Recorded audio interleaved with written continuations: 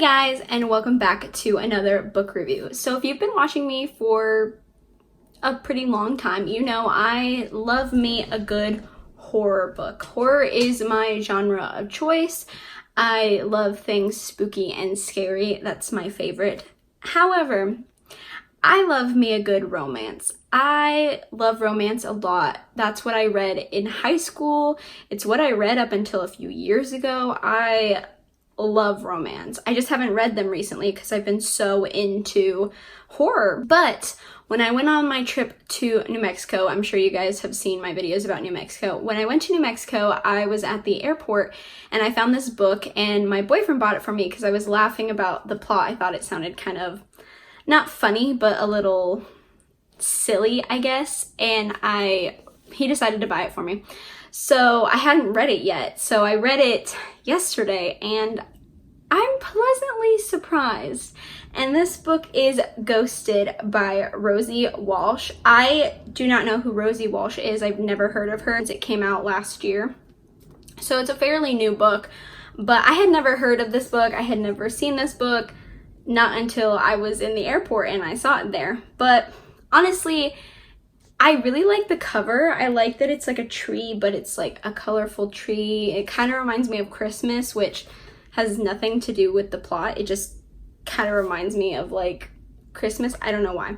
Anyways, let's read the back of the book. It says, when Sarah meets Eddie, they connect instantly and fall deeply in love. To Sarah, it seems as though her life has finally begun. And it's mutual. It's as though Eddie has been waiting for her too.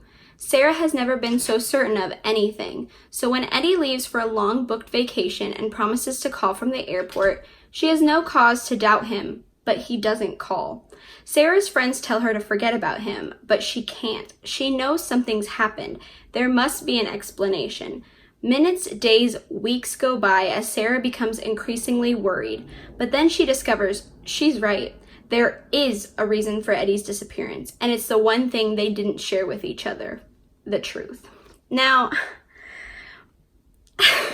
with the title being Ghosted and the plot, I really thought this was kind of a high school romance, you know, being ghosted. It's typical in today's society to be ghosted. If you don't know what ghosting is, it's basically when you're talking to someone and they just disappear. They don't answer your texts, they don't answer your calls, they go off of social media, like you just can't get a hold of them. They ghost you. I just thought this was going to be a little high school romance. He ghosts her. Maybe he has like a secret life going on or something like that. Like that's what I thought this book was. It wasn't, not at all. Honestly, so surprised by this book. The plot synopsis does not do it justice at all.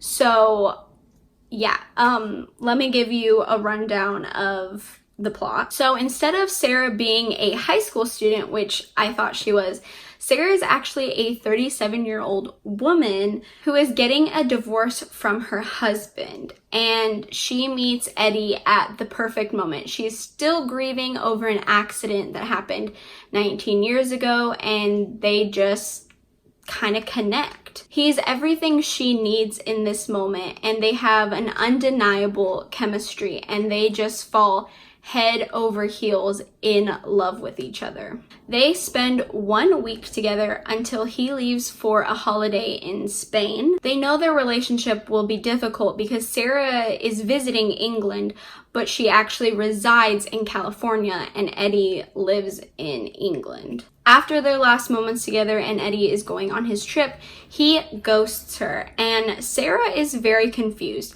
She doesn't know why, because they had this connection. They connected so deeply, and she doesn't know why he just is leaving her high and dry. Her friends think she's being crazy. Ghosting isn't a new phenomenon anymore. It's what happens nowadays, and they tell her to forget about him and just move on. Sarah can't let go of this connection and this love that she has found. She has to find Eddie because she knows something is terribly wrong. It really seems like Eddie just doesn't want to be found though. No matter how hard Sarah tries, he's just not having it. The question of this book is, why is this happening? Why is Eddie ghosting her? And so the rest of the story is Sarah trying to figure out what's happened. Why is he ignoring her? Why is he ghosting her? What happened between them? Because everything was fine in their last few moments, and then all of a sudden, nothing. The book jumps around from present day to the week when Eddie and Sarah meet, so it goes back and forth. But it's mostly told from Sarah's point of view. In the very last few chapters, it's Eddie's point of view, but for the most part, it's Sarah's. It's hard not to like the Sarah and Eddie characters. I wanted to root for them the whole time, especially Sarah. It was hard to watch her feel so sad, I guess, confused, questioning. I feel like we've all been in a point where our life where someone kind of just leaves you high and dry and you're just kind of like, why? What happened? I don't know. And I feel like you can feel that with Sarah. You just want to help her find out why, because she needs that resolution. She's just so devastated. The book isn't what I expected at all. Like I said, I thought it was going to be some high school silly romance with maybe a little bit of mystery, some little clues to solve, a little bit here and there, but not at all. What I found instead was a book about forgiveness, loss, grieving, and love. And it really portrays how people grieve differently. As you keep reading, the story unfolds before you. You find more information. The mystery is solved, if you will, and it just becomes more sad and shocking as you keep reading. Just when I had thought that I had figured out the plot, I got thrown a curveball, and I was very, very shocked by the plot twist. I had no idea it was coming at all. There's actually so much more to the story besides Sarah and Eddie's romance, which I personally like. I love romance, I do, but I get tired of those cheesy little love stories. You know, boy meets girl, girl and boy fall in love, something happens, and then they get back together, you know? And this is technically that story, but there's so much more to it. I'm not gonna lie, I did cry while reading this book. I'm a really easy crier though, so I cry about like everything. And I just wasn't expecting this book to be what it was, and it just made me so emotional. I didn't expect it, but I was really sad, and like, I'm a sucker for like a cry romance thing though. Like, I cry at romance movies. Like, I'm a crier, but I was not expecting this book to make me cry at all, and it did. And I was just kind of like, Erin, get a hold of yourself. I really didn't expect to like this book as much as I did. Like I said, when I read the plot, I was like, oh my god, this is so dumb. But it's